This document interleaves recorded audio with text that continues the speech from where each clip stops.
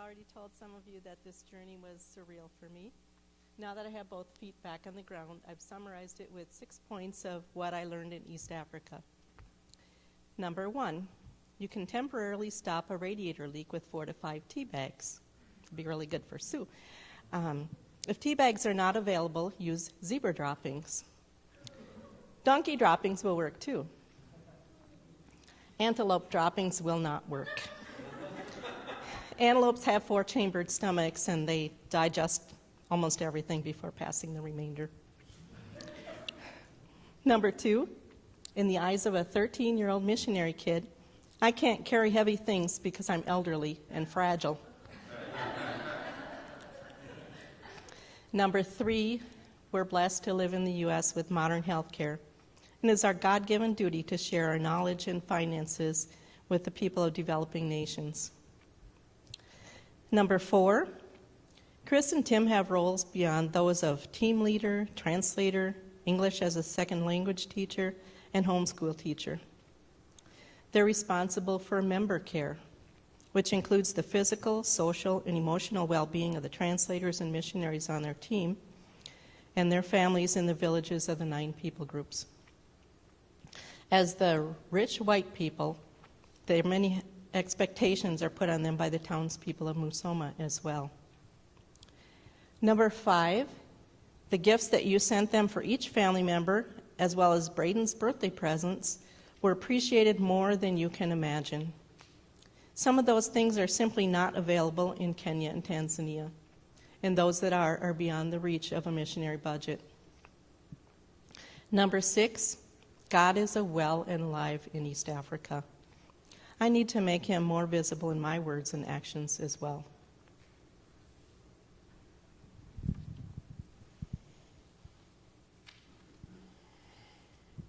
Well, I had been in Africa only a couple of days when it dawned on me what it meant to be in a third world country.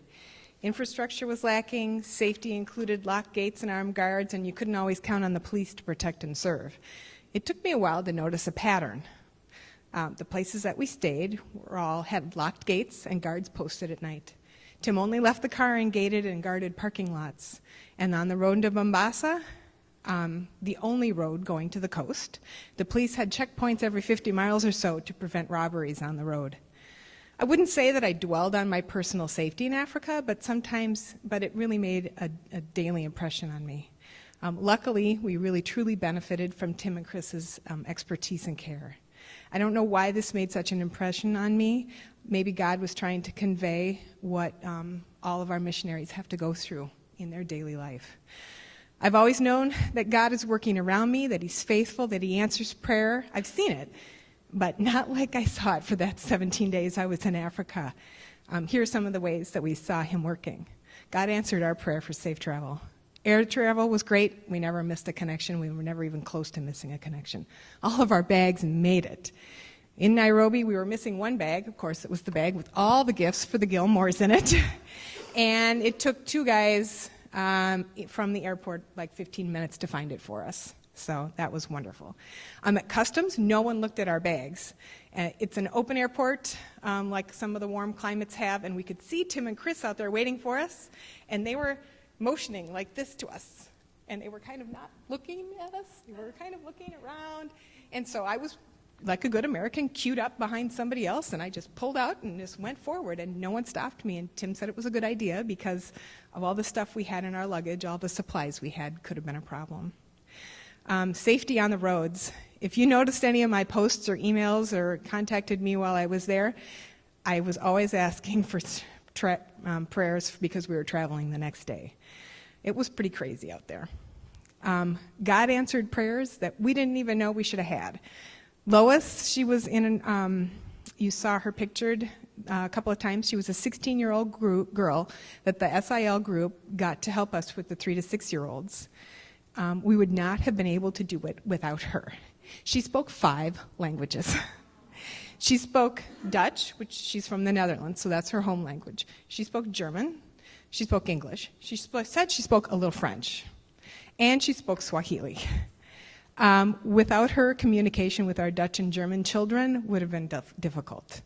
not to mention that she was really wonderful to the children and a real blessing to us. In the Wanza airport, we were sitting in the waiting area, getting ready to leave, and an older white woman sat down next to us and started up a conversation. We found out she was a missionary from Tanzania and had been working with children orphaned by AIDS. After chatting for a time, she was able to talk us through how to get our luggage in Nairobi without having to go through customs and immigration, saving us from having to purchase another $60 worth of travel visas. God is so good. After we added up all of our expenses when we got back, we had $53 left, and if we'd had to purchase those travel visas, we would have been negative. God showed us that his people are the same all around the world. And for me, that was head knowledge before, but really seeing how God made this a truth to me made a big impact. We attended a village church service in Mwanza. You saw the choir. The 3-hour service went pretty quick. And the speaker called us to be ambassadors to God, which sounds an awful lot like Brian telling us to make God look good.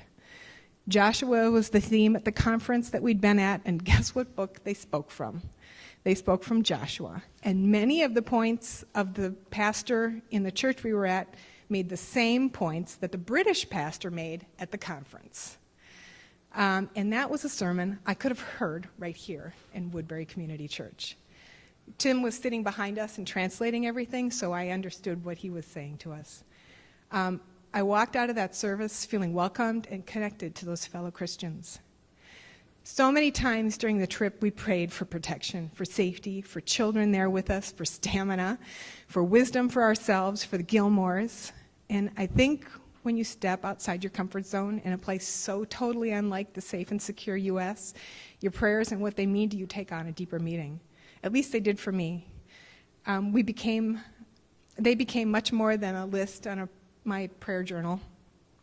While we were there, we had to rely on God each day for what we needed, and there was no being independent and self-reliant like there is at home. Having that experience has truly changed what prayer means to me, and I hope I came home with a page of specific prayer requests from the missionaries at the conference, and some of them have already been answered.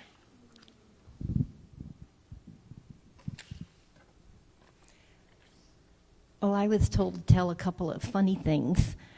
Some of you saw the posting about the gecko on Facebook. Yes, one morning when I was trying to get dressed, I picked up my pants to put them on, and here was a little gecko running out of them. He went up the wall and disappeared in my room someplace, and I didn't see him again the rest of that week. The other thing is that we found it very interesting and funny how they use English over there.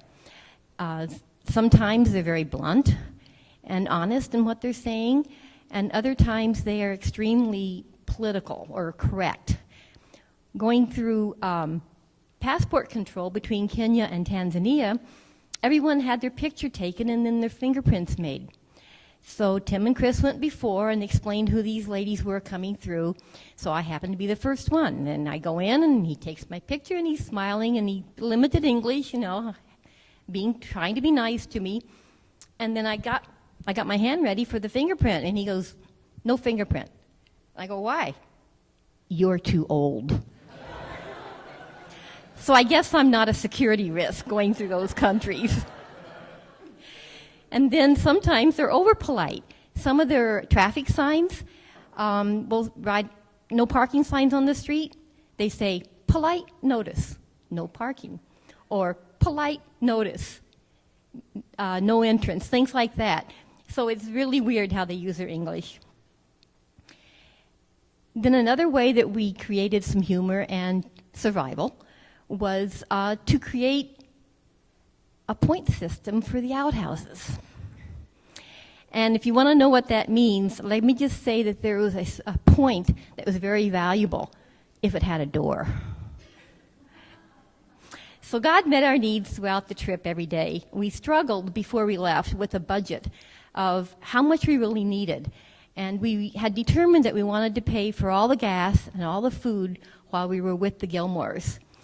And some of those things were very expensive, some very cheap, and some inconsistent.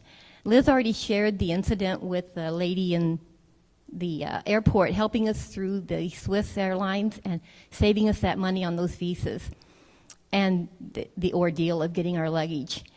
But that was truly a God thing, because that $60 saved us from going over our budget.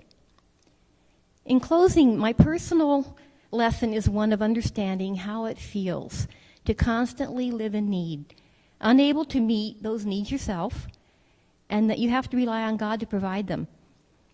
I'm a very independent person, and I don't like to ask for help or to rely on anyone. So I tend to push God aside and just forge ahead on my own, forgetting that there are many areas in my life where I do need His help. The Gilmores live in constant need. They need protection, good health, mental and emotional encouragement, wisdom for their daily decisions with the people around them, and yes, for financial support.